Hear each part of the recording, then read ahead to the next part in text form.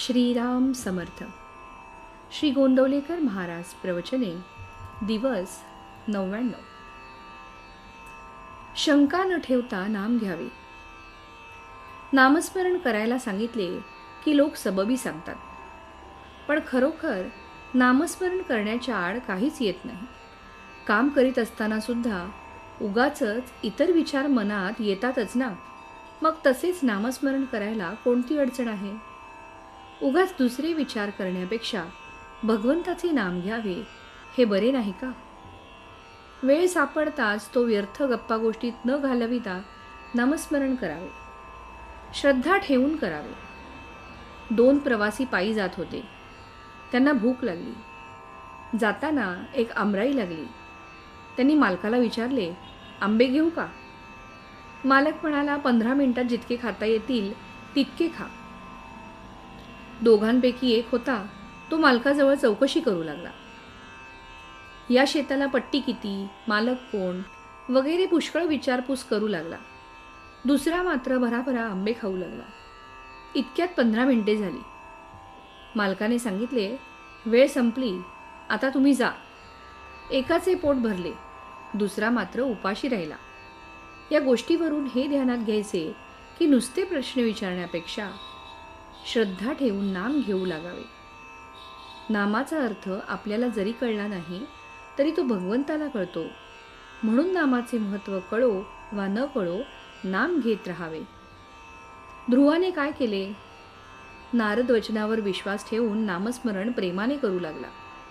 तो इतर विचारांच्या शंका कुशंकांच्या नादी लागलाच नाही. एकतत्व नाम हेच त्याने धरले. म्हणून त्याला नारायण प्रसन्न झाला. संत निस्वार्थी असतात. ते तळमळीने सांगतात, त्यावर आपण श्रद्धा ठेवावी आणि नाम घ्यायला सुरुवात करावी आणि अखंड नामातच राहावे. नाम किती दिवस घेत राहावे? नाम सोडावेसे वाटत नाही तोपर्यंत ते घ्यावे.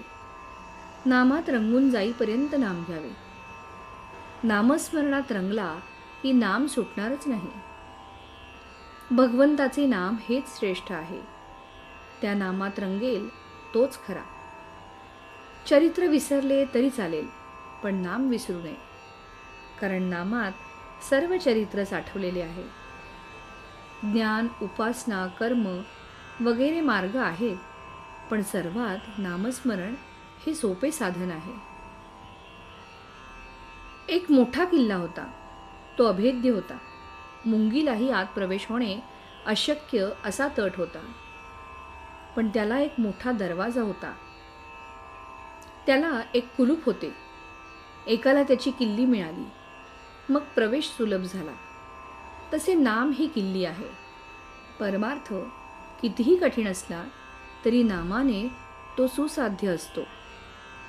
नामावर प्रेम आणि श्रद्धा बसत नाही अशी तक्रार करतात. संत वचनावर विश्वास ठेवून अखंड नाम घ्यावे, त्यानेच समाधान होईल. तात्पर्य, आपण रोज उठल्यावर भगवंताचे स्मरण करण्याचा नियम ठेवावा.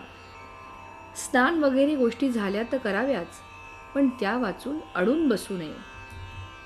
श्रीराम समर्थ.